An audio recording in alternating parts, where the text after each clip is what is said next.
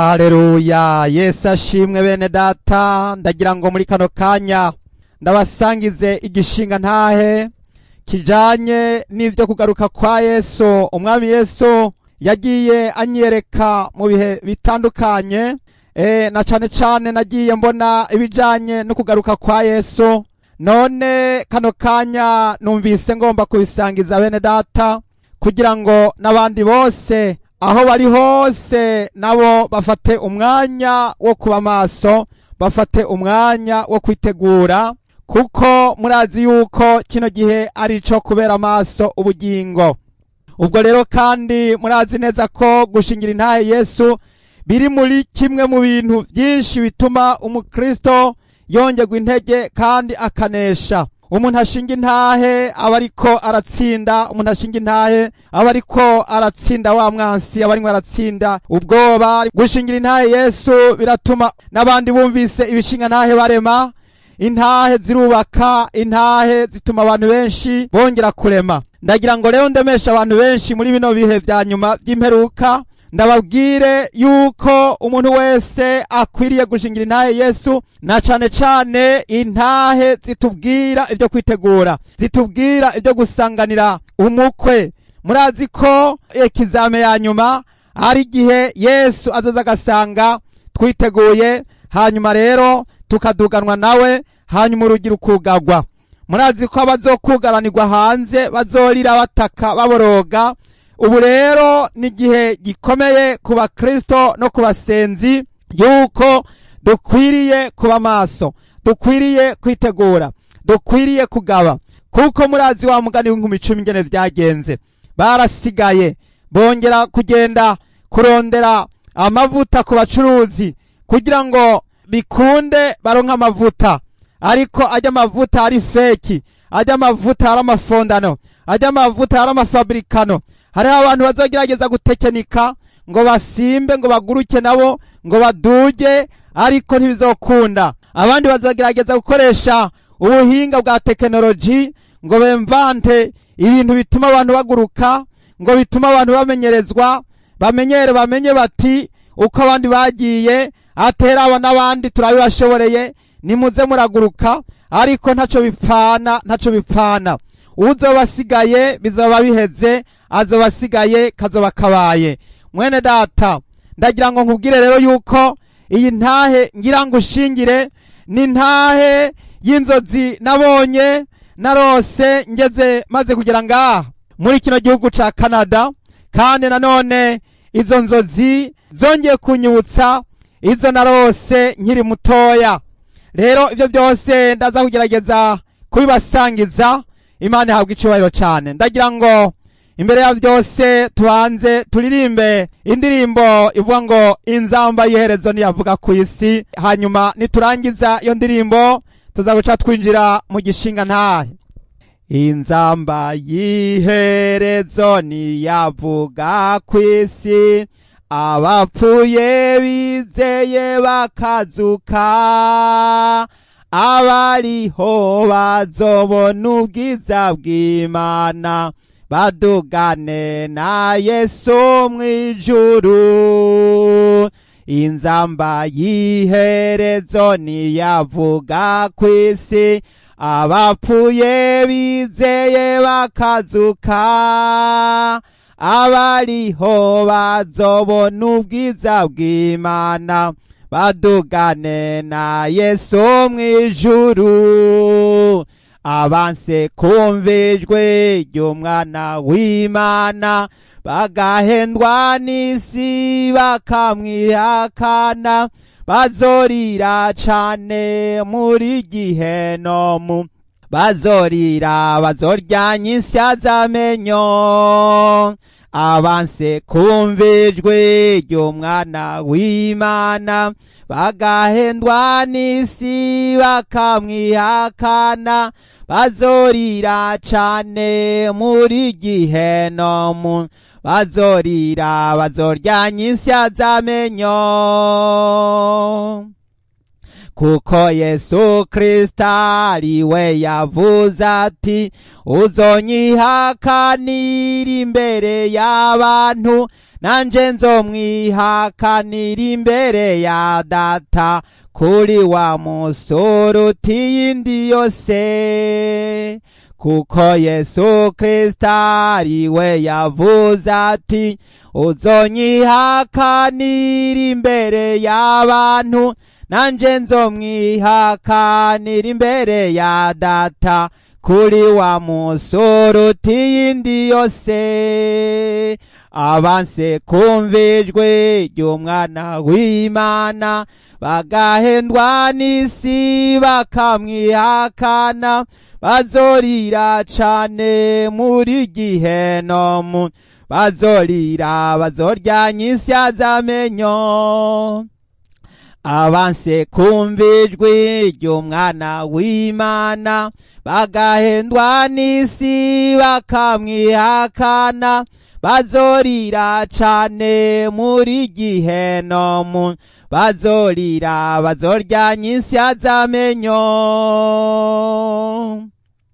Nshuti wari warakiriye umukiza ugahendwa n'isi ukamwihakana, uzorira cane muri Gihenomu, uzorira uzoryanya insya z'amenyo.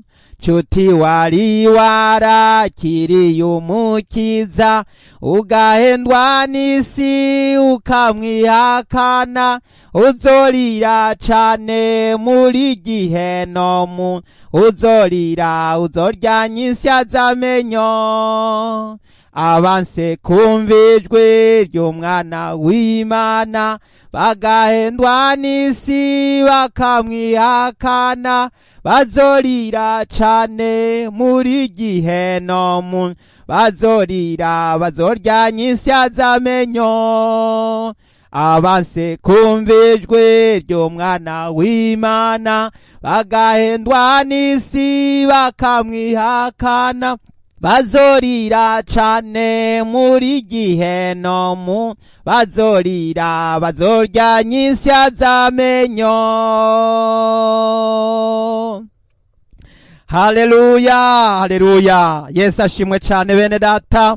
Ndagira ngo rero duce dukomeza igishinga ntahe, ndakangurira abantu bose gutega amatwi no kumviriza iki gishinga ntahe n'amajambo yamfashije cane. Ngomba kuyafashisha abari mu rugendo muri iyo misi ya nyuma y'imperuka, kugira ngo nabo bitegure, kugira ngo nabo bamenye yuko Yesu ari hafi ku rugi. Izo nzozi iyo ndazibutse zituma nanje ndema, kandi zigatuma nkomeza kwibuka kandi nkaramiriza nkabandanya.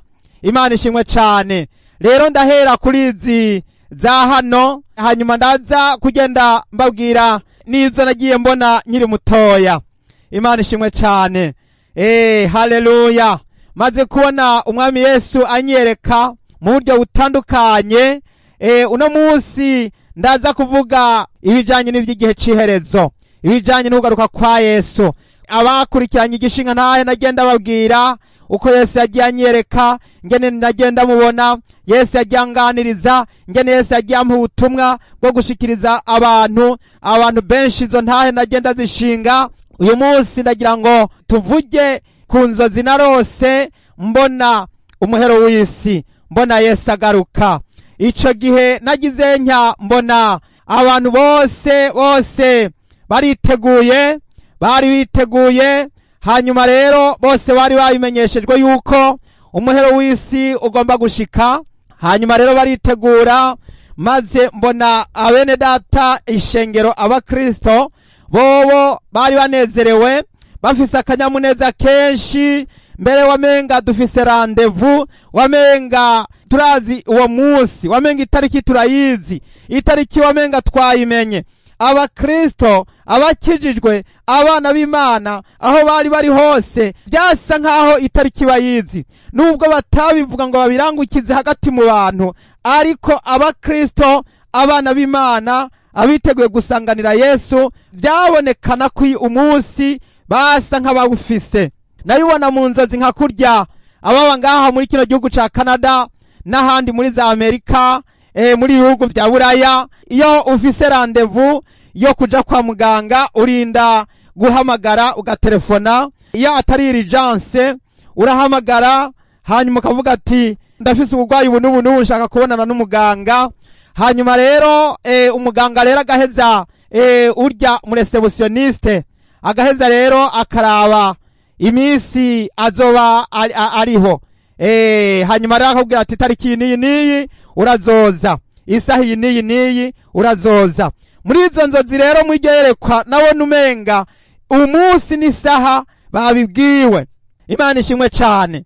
Ibi ndabivuga kugira ngo abakristo aho bari bareme, abakristo aho bari bamenye ko ufise mpwemu yera atazotungurwa, ufise mpwemu yera ntazomaramara, usizwe amavuta, wafise mpwemu, ufise amavuta, wujujwe amavuta, ufise amavuta ntazomaramara, kuko yaramaze gushirwa ku kimenyetso.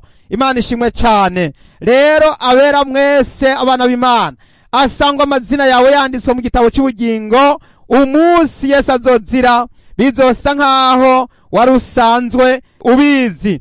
Haleluya. Urugero ndabaha n'urwa za nkumi 5 z'abanyabwenge, nubwo bari baryamye mu bandi, nubwo bari kumwe n'abandi, ariko bobo byasa nkaho umunsi, byasa nkaho bawufise bawuzi, kuko vyangombwa bari babifise. Itara ryari ryaka kandi n'amavuta yari yuzuye. Ubwo rero bari baramaze kwitegura. Aha ndabwira umukristo wese ahari, ndamubwire nti aho uri hose, nimba by'ukuri warahamagaye ugatumirwa ukakira uwo murariko, ukaba waramaze gukizwa neza, amazina yawe akaba yanditswe mu gitabo cy'ubugingo, uwo munsi ntuzotungurwa. Nico gituma n'iyi saa turiko turavugana, umukristo wese yiteguye kuja mu ijuru ariteguye. Ntabwo azorindira kuvuga ngo azokizwe ejo, ngo azihane ejo. Umwanya wari wo wose wicara wazinze isakoshi, nk'uko n'akarorero nka kujya k'umuvyeyi iyo aramutse aja kwibaruka, iyo hatarashika urya munsi arazinga utwiwe akicara yiteguye agasakoshi k'umuvyeyi n'ibikoresho byose. Hanyuma hajya hageze bagahita baca bahamagara itagisi canke bakamutwara mu muduga, aterura ya sakoshi yaramaze gupfungwa. Imana ishimwe cyane.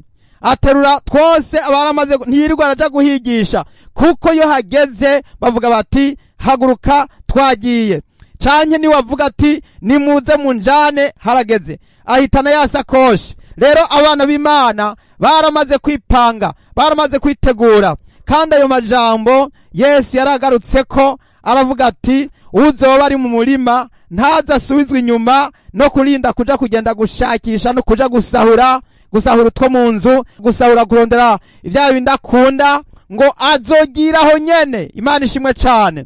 Ngo nuzoba ari hejuru ku nzu ntaziyururutswe no kwirirwa ararinda kuza guhiga no kurondera mu nzu ivyo yibagiye, canke ngo arinde kuza guhiga ibi na biriya. Hazoba hageze uzohagurukiraho nyene, uzogiraho nyene.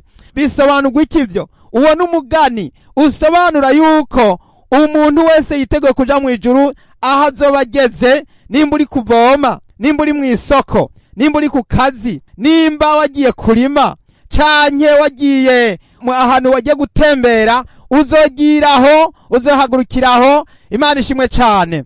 Ayo majambo Yesu yari yasobanuye, amaze kuyasobanura aca baha akarorero k'umugore yitwa Mukaroti. Mukaroti nta zina agira, izina ryiwe ni Mukaroti. Yesu aca arawugira ngo mwibuke Mukaroti, ngo uzogerageza gukiza amagara yiwe ngo azoyabura, ngo ariko uzoyaheba kubw'ubutumwa bwiza azoyarokora. Imana ishimwe cyane. Haleluya. Rero muri iryo yerekwa bijanye n'umuhero w'isi, nabona abantu bose biteguye. Abapagani basa n'abari mu karigirigi, bari mu kaga, bari mu bibazo, bavuga bati mbega ibi bigira bibe nibiki, kuko babona ibintu bidasanzwe, ibirere byahindutse.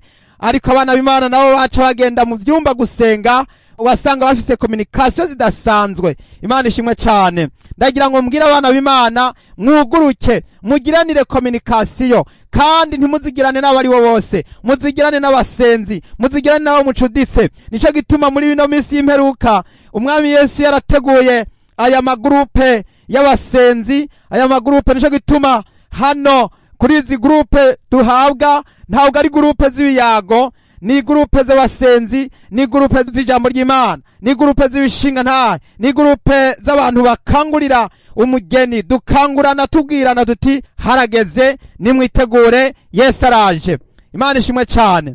Rero nabona abantu bariko abera barimwo bagenda babibwirana mwibanga, babibwirana mwibanga, umwe ahura mugenzi amubarira, ahura na mugenzi amubarira. Ndagira ngo mbabwire yuko abaja mu ijuru ntibarinda kugira ngo babe umugwi munini nka kurya abantu benshi bavuga ngo ntagiye guterana hariya ngo sinoba ndi umukristo, kuko ico gihe nabona babiri abantu bahura babwirana bayaga, babiri babwirana bayaga, aho bahuye baba 3 4 5 bagaca bagenda babwirana uko ibintu biko biragenda. Imana ishimwe cyane. Haleluya. Yesu nahabwa icyubahiro cyane. Mwene data, ntuzorindire kurindira kugira ngo uzobone abantu 100, 1000, amajana ngahe.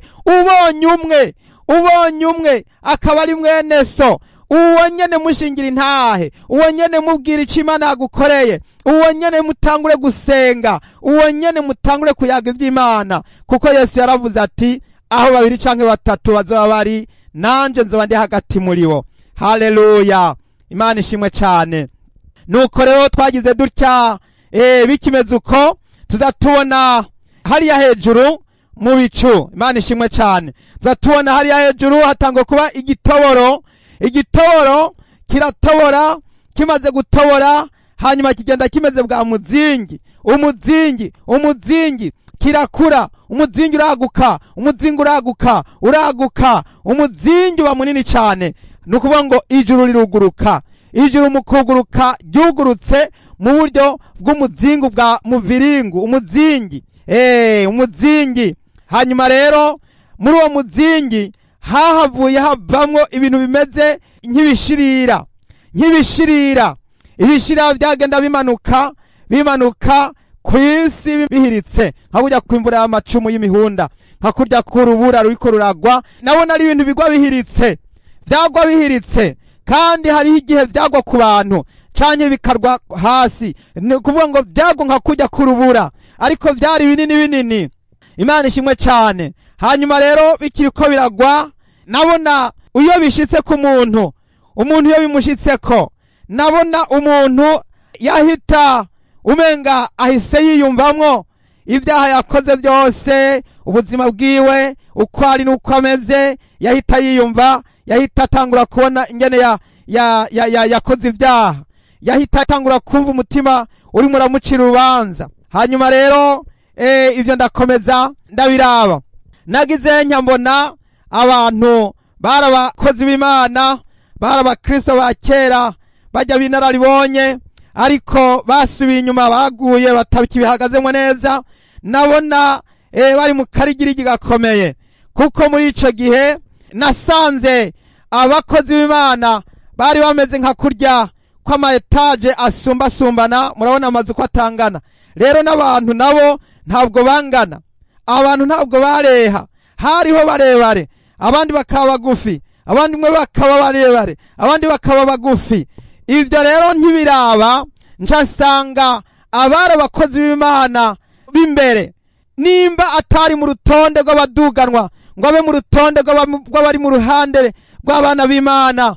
Nabona urya muntu ari muremure, uko yaba muremure niko yamaramara gusumbya abandi bose, kuko yagerageza kwihisha, ariko agasanga abantu bose baramuraba. Abantu bose uko bamuraba niko bavuga bati mbega urya si wa wundi, mbega urya si umwe yahora ari imbere y'abandi, si umwe yahora ahagarara imbere y'abandi, si umwe yahora yigisha, si umwe yarayoboye, si umwe yararongoye ishengero.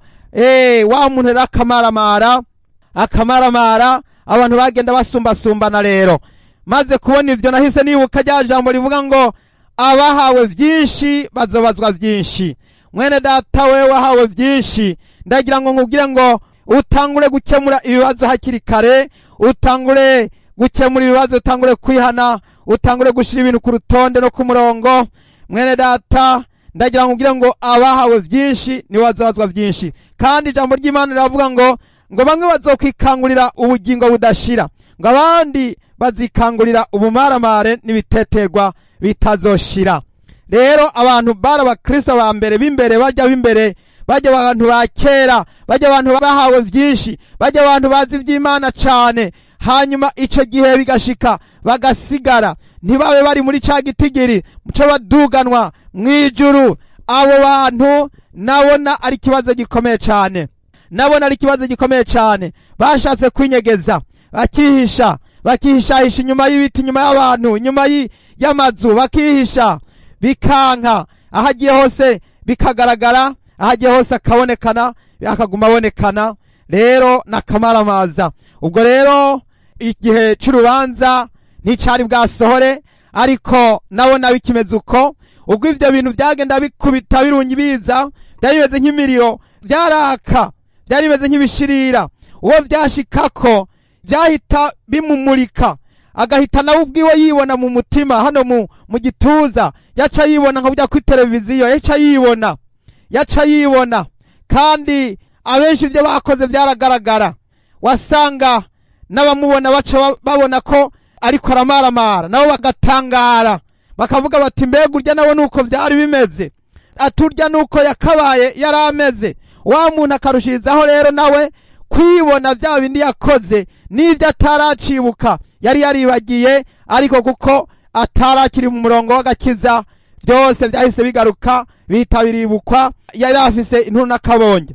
Abasambanye, abivye, abishe, abakoze ibyaha binyegeje, bose ico gihe nta kwinyegeza kwari kukiriho, ibintu byose byarahabona, byari ahagaragara.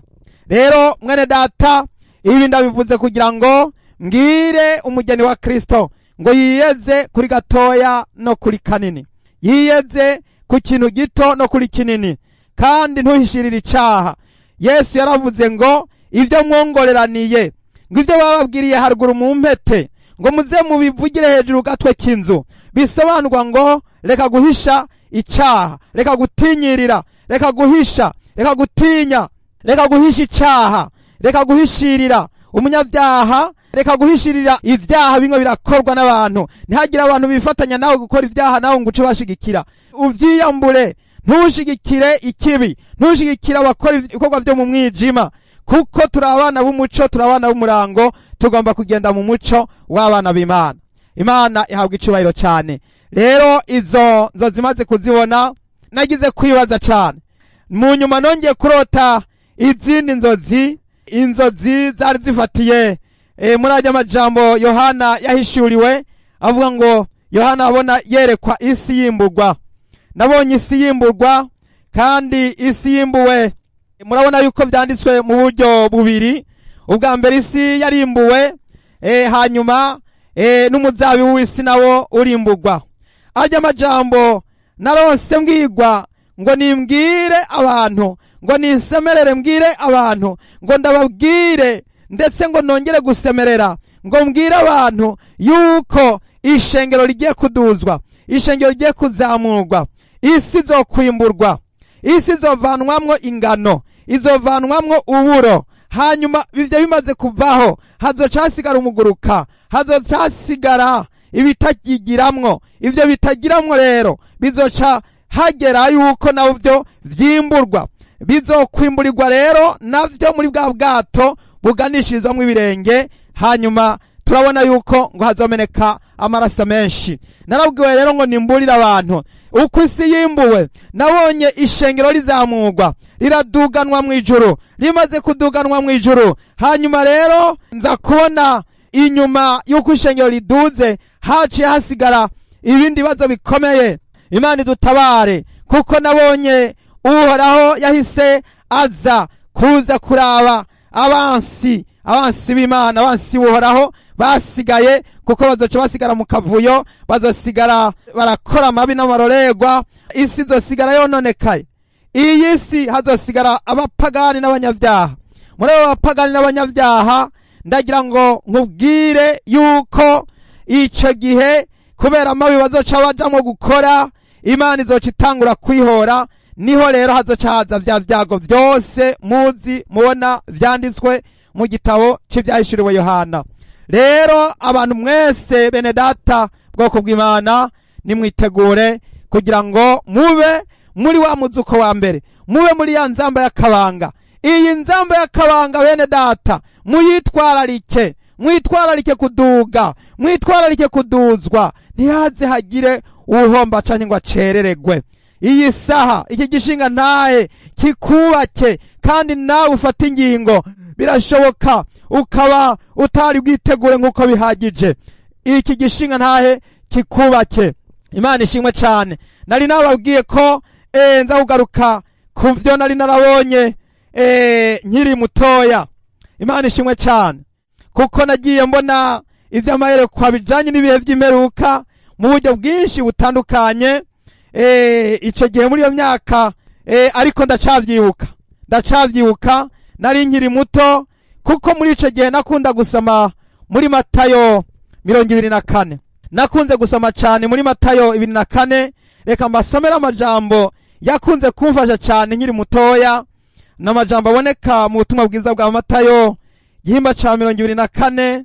Turasoma duhereye ku murongo wa 29 tugeze ku murongo wa 31. Hanyuma y'ayo marushwa y'ico gihe, uwo mwanya izuba rizocura umwiza, n'ukwezi ntikuzoba kucaka umuco wako, n'inyenyeri zizokoragurika zive kw'ijuru, n'ivy'inkomezi byo mu majuru bizonyiganyizwa. Buno ikimenyetso c'umwana w'umuntu kizobonekera kw'ijuru, niho amoko yose yo mw'isi azoboroga. Bazobona umwana w'umuntu aje mu bicu byo kw'ijuru, ari n'ububasha n'ubwiza bwinshi. Azotuma abamarayika biwe n'ijwi rirenga ry'inzamba, bakoranye abatoranijwe biwe bave mu birere bine, guhera iyo ijuru ritangurira kugeza iyo riherera. Yesu ashimwe cyane. Haleluya. Aya majambo nakunda kuyasoma nkiri mutoya, nakunda kuyasoma. Imana ishimwe cyane. Ndagira ngo mbabwire, mfise ibihimba byo muri Bibiliya nguma nsoma bikaza bigaruka bikaba bishasha, biguma biba bishasha. Iki gihimba ntikirigera gita agaciro bene data. Iki gihimba cyo kimwe n'ibindi bihimba bitandukanye ntivyigera bifita agaciro, biguma ari bishasha. Hano haguma ari hashasha. Rero muri ico gihe nararose mbona ngo umuhero w'isi uriko urasohora, byasa yuko Yesu agiye kugaruka. Imana ishimwe cyane. Haleluya. N'uyo ndavyibutse numva umunezero mwinshi cyane. Hanyuma rero abantu bose bari biteguye, ibimenyetso bitangura kugaragara, maze bagize batya, kuko abantu bakunda kurangamiza baraba hejuru. Abantu bakomeza kurangamiza baraba hejuru, hanyuma bakiriko bararangamiza baraba hejuru, twagize dutya tuzatubona ikimenyetso c'umwana w'umuntu kibonekeye hariya ku bicu. Imana ihabwa icubahiro cyane. Mwene data, uko nabibonye mu nzozi, uko nabibonye hamwe vyoba nk'uko iri jambo ry'Imana rivuga ngo abantu bazorira, ngo amoko yose azoboroga. Abantu borira bakaboroga, byari biteye ubwoba cyane, byari biteye ubwoba cyane. Muri ico gihe ikimenyetso c'umwana w'umuntu kimaze kubonekera hejuru ku bicu, nabonye umusaraba wa Yesu. Mbona Yesu abambwe kuri urya musaraba, hanyuma mbona awurambitsweko. Hanyuma umusaraba wari utambitse, ntabwo wari ushinze, wari utambitse, maze mu maso hiwe haraba hano ku isi. Amaboko yarashanje, hanyuma amaboko yarashanje na za nkovu na za mambo zirimo ijya misumari, hanyuma na rwa rugori rw'amahwa, hanyuma na zijya mambo bamucumise mu maguru, byose byari biri kujya nyene. Hanyuma abakunze kubibona muri bya bicapu, ariko itandukaniro nuko uriya musaraba wari munini. Iyumvire, abantu bo kwisi yose barabubona, abantu bo kwisi bose barabubona. Ntabwo ari nka kujya tubona akanyenyeri canke kujya tubona indege iri hejuru ikaba ntoya, ahubwo wari umusaraba munini wagenda waguka. Abantu bose bakomeza kuraba, byari ibintu biteye ubwoba cyane. Abantu rero bakabona iriya mishishagu Yesu yashishaguwe, hari ijambo ry'Imana muri Bibiliya rivuga ngo abamucumise ngo bazomubona, ngo n'abamucumise bazomubona, ngo kandi amoko yose ngo azoborogeshwa nawe, kandi ngo niko biri. Amen. Imana ishimwe cyane. Ayo majambo ari mu Vyahishuriwe Yohana, reka nayo tuyasome. Ivyahishuriwe Yohana igihimba ca mbere, turasoma umurongo w'indwi. Ivyahishuriwe Yohana igihimba ca mbere umurongo w'indwi, haravuga ngo harazanana n'ibicu, kandi ijisho ryose rizomwibonera, n'abamucumise bazomubona, kandi amoko yose yo mw'isi azoborogeshwa nawe, niko biri. Amen. Aya majambo hano tubwiye ngo niko biri kandi ngo amen, nibigaragaza ko hazoba ari ibihe bikomeye kandi bidashobora kuvuguruzwa cyane ngo bihinduke. Bizoba iki kimenyetso kizogaragara, hazogaragara ikimenyetso ku bicu kizotuma abantu bose baboroga, amoko yose aboroge, abamucumise baboroge, kuko bazomubona bagasanga koko kumwe nyene babigira. Aba bamucumise ni bande? Aba bamucumise, hariho abamucumise n'ubu batarava kwizima, n'ubu bibaza bati hamwe yoza boshaka kumugirira nk'uko bamugiriye mbere, ariko ubu hoho ndagira ngubwire ko atariko bikimeze, siko bimeze. Ntabwo bikimeze kumwe kwa mbere. Ubwa mbere Yesu yaje ari umwagazi w'intama, ariko ubu hazoza ari intambwe yo mu muryango wa Yuda, azoza ari simba wa Yuda, azoza ari Loriyo de la tribu de Juda. Umwami Yesu azoza ari umwami w'abami, azoza aje gutegeka no kwima ingoma, kandi ni ingoma y'ibihe bidashira, ni ingoma itazovanwaho, ni ingoma itazokwigera ihangura. Nico gituma rero amoko yose bazomwibonera, baboroge, hanyuma maze baburi iyo baja niyo bava. Bibiliya ivuga ngo amoko yose azoboroga, bazobanza kubona ikimenyetso ciwe, bazobanza kubona ikimenyetso c'umwana w'umuntu. Imana idutabara. Bene data, buri muntu wese yitegura ico kimenyetso. Rero nabonye uwo musaraba Yesu awambwe ko ari kumva ko ni ikimenyetso, kuko ikimenyetso ntabwo bizoshoka bigaragara ko ari umwami Yesu nyezina. Hazobanza kuza ikimenyetso, niko ijambo ry'Imana hano rivuga. Matayo 24:30 twasomye havuga ngo bundi ikimenyetso c'umwana w'umuntu kizobonekera kw'ijuru. Hazobanza kubonekana ikimenyetso c'uko Yesu agiraze, hazobanza kuza igicapu c'ugiraze ninde. Bibiliya iravuga ngo abayuda bazobanza barire, bazorira babonye Mesiya amanutse aje ku bicu, ngo bazomuririra nka kurya baririra umwana w'imfura w'ikinege. Bazorira basanze uko bamwe bamucumita, bamucira urubanza imbere ya Pilato.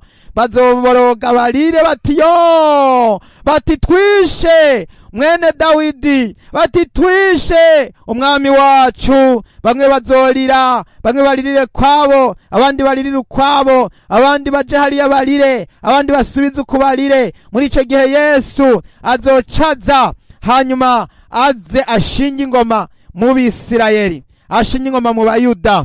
Kubera yuko nimba muba mwarakurikiranye akarorero kingene Yosefu yisobanuye, yibwira bene se, akiyambura icubahiro n'inkofero kugira ngo bamenye ko ari mwene wabo. Muri ico gihe baca baramumenya, amaze kubibwira yuko haleluya, bamwe baramuguye mu nda, abandi bamugwa mu izosi, abandi barapfukama, abandi bararambarara, abandi babura iyo baja niyo bava. Bibuka ko bari baramutaye mu kinogo, bibuka ko bari baramugurishije, bibuka yuko bashatse kumwica, bagahenda se ngo igikoko caramuriye, bagaca bamugura intete z'amafaranga, bagaca bamwoherereza bakamudandaza mu Egiputa. Rero kijya cari ikimenyetso c'uko Yesu Mesiya, Mesiya uwo Abayuda batigeze bamenya, kandi yaranditswe ko azoza, batigeze bamumenye igihe aza kw'isi ubwa mbere. Baramwishe, bamugira nka kurya bagiriye Yosefu. Bene wabo nibo bakoreye bajya mabi Yosefu, ariko mu nyuma Yosefu yari yaramaze kuba ministre wa mbere w'igihugu cyose ca Egiputa, aca abagirira neza. Imana ishimwe cyane. Nico gituma birivuga ngo amasigarira mu Bayuda azorokoka.